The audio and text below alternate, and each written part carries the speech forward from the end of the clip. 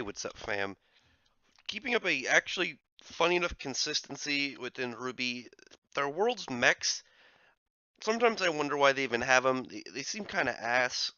I don't really know what's going on within their world when they develop these high-tech machines and then they're constantly kind of being thwarted by teenagers. Like Ruby's whole crew. I think they're mostly actually in their like early 20s, late teens now, but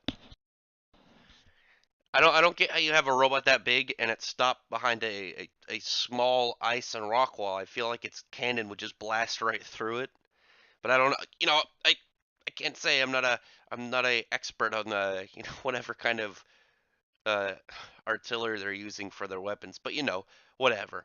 And the fact that one of Ruby's bullets, obviously it didn't break it, but it cracked the windshield. I feel like then like a single Grim hand because it was made. They believe it was made to fight Giant Grim.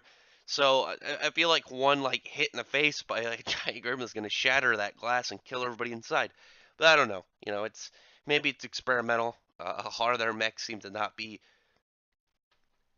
right to where they're going for. They always be like prototype. This motherfucker's a prototype, which I mean is fine. The whole mech portion of the episode, it's cool to look at. I didn't really care too much of it. It wasn't a bad sequence. I just don't really care if I watch them fight a big slow mech, and the obvious things happen. They're like, okay, let's jump on it, try and find a weak spot. Oh, we found the weak spot. We got knocked off, and we're moving to a point now where the mech is mad and they're getting ready to shoot us. We're all corralled up. I'm upset that Jean still is grounded. All these guys are doing all this cool stuff. Can I please just get Jean to be able to do some more cool stuff? Give him some freaking give him something, all right, man. Give him the ability to freaking I don't know, at least like long jump. He's like running to help Nora. At least let him jump like 25 feet. Do some cool superhuman stuff. He doesn't need to throw a giant boulder at the mech, but just at least give him a long jump. Anyway, that's I don't really have much to say over that portion of the episode. Like all the stuff, it was like they're just messing with this mech. It's a little goofy but cool at the same time. It's shooting its weapons. They're doing some cool aerial combat stuff. You get to eat a little chuckle out of the spot on the back where the shield generator is. I feel like you would have covered that up. You wouldn't just leave it open air. You like put some. Okay, let's put a bulletproof layer of glass in front of it. Let's just do that. More proof, going back to my complaint on episode 1 that Ruby she has a level of like gliding and flight while in that form in her semblance, when she like wraps around her cloak and moves around with all the rose petals. Not like complete flight, but just like to a degree. Just backing me up on that.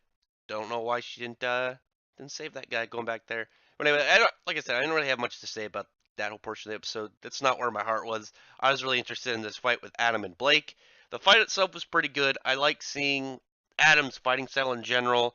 He's really cool. I really like that sheath and slash style of fighting, as well as his shotgun to it and be like, throwing his weapon and making it come back. I think that's pretty cool. I just like his fighting style in general, his design. I like his motivation, even though he's a villain. He's got a very understandable motivation, and just the fact that he looks badass while doing it. He's got a good couple intense moments in the series, but also a couple bad ones that they really did in Volume 5. Really wish Volume 5 just didn't have him in it instead of humiliating him like he did, making him run away from a bunch of fodder at the end. Like, while he's teamed up with Hazel, whatever. The part though when he cuts Blake's sword in half, that part was awesome. Like, what's she gonna do now? She's gonna get a whole new weapon. She's fucked. He ends up taking off his blindfold. He's got that cool brand on it. Well, intense to look at. I don't know if it's cool. He's got what I assume is like a blind eye, or at least like a super damaged eyeball. And right when things are gonna get ready, he's getting ready to kill Blake. Stabs her. Ends up being an after image. Yang goes and drops a motorcycle on him, and then they're just kind of fighting. I I got really excited to see part of that because it was really cool to see her like throw combo punches and he just blocks with the edge of his sword and like absorbs it. Throwing his sword like a buzz saw. That was pretty intense. And just like seeing his sword charge up with energy and get ready to dish out. I got upset though when he did that. He got a really big charged one, and then Yang ends up blocking it with her arm. I don't. I feel like it. I just realized that that screenshot right now that I'm using has one of those fast movement parts, so it looks like she has two metal arms. That's pretty cool. But that I feel like her arm should have been able to block it. Like, I feel like it would have cut through, or at least rendered it non-functional, because it was like a big charged attack. I don't know. The next episode, unless they beat him in a way of trickery, like I don't know, they get him to attack something, and then maybe like a big portion of the waterfall and like rocks fall on him and hinder him and kind of just defeat him.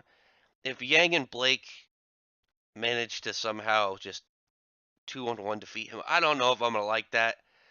I've been talking about. I've only really had one complaint this whole volume for Volume 6 of RWBY. It was the way they treated that guy, one of the guards in Episode 1. Go back and check that out if you want to know what I'm talking about. But I'm gonna be salty if they somehow beating Adam, because Adam's way more powerful than them. He's way more skilled.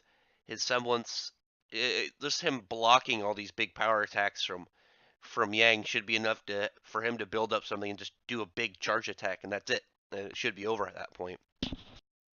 But we'll see. I'm hoping that the way that they defeat them, because I don't think that they're going to lose to him. You know, they have too much character build towards what's going on right now between Blake and Yang for it to kind of just them lose and run away, or Adam to have to retreat somehow due to reasons. I think they're gonna defeat him. I'm hoping he doesn't die, but what I'm going with mostly, like what I would want the most out of if they beat him, it being a way that isn't they just beat him in terms of being better. They beat him in a way of like tricking him, and like I said, like doing something that makes maybe his attack be his own downfall. I don't know. We'll see. Mainly because just like how much higher up on their food chain that he is, and Ruby's been pretty good in terms of consistency of like characters and how strong they are.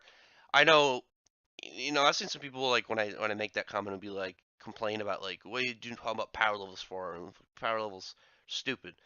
I mean they're stupid to a degree, but I think everyone that like really invests in a series likes consistency, wants stuff to make sense, and if they just have some character way below some really strong guy just beat them, even if it makes them look cool, people are gonna be like, how is that possible? Like, given the story, this shouldn't make sense. But anyway, we'll see how things go. Everything right now though is speculation. Like I said, I'm really hoping they just don't beat him, and then Adam looks bad again, like they did in Volume 5. I really don't want that to happen. I really like Adam. He's one of my favorite characters in this series. I think he's pretty cool, and I'm really looking forward to seeing more of his character in general. Like that cool reveal with that big cool, like I said, cool again, that interesting brand mark on his face, and just all the stuff around him. Just he's a very compelling villain. I think he's better than most of RWBY's villains. The only one I'd say better than him is Salem. But that's it for this video. Drop a comment below on what you think about this episode. How do you think Volume 6 is going? It's either one episode left or two episodes left, so I don't remember if it's 12 or 13 episodes off the top of my head. But like I said, going strong. Volume 6 is hopefully, as long as they keep this up, is going to end up as the best volume in the series. I am worried after that last panel when Blake and Yang are like, we're not protecting ourselves, we're protecting each other. And I know the shippers are going to go crazy with the fact that they were holding hands at that point, and I'm really hoping I don't see any of that, because I don't like forced weirdo shipping for people's fappery. Not for me. And anyway, like I said, drop a comment below on what you think about this episode. Like if you enjoy this kind of content, enjoy these reviews, and maybe check out my other videos. I have a bunch of other videos. Maybe you'll find something that that you like that I review, and you want to know my opinions, or something that I review that you don't know about that you're interested. But otherwise, thank you if you do subscribe, and those who are already subscribed. Otherwise, thank you very much for listening.